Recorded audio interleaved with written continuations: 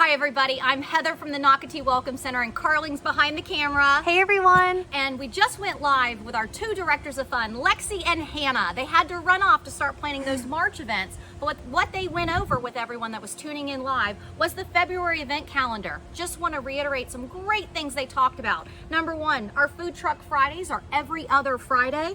They do bring in around 18 food trucks and always have live music.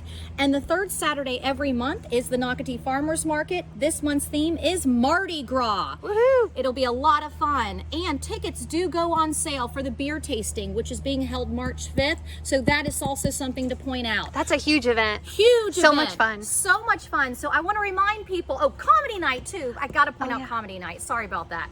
But what I want to tell you is always tune in and go to Nocatee.com. It's your resource for all things Nocatee.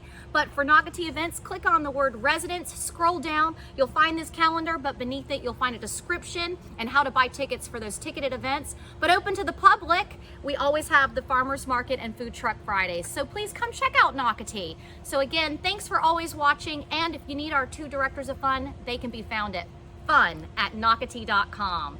Bye, everyone. Bye!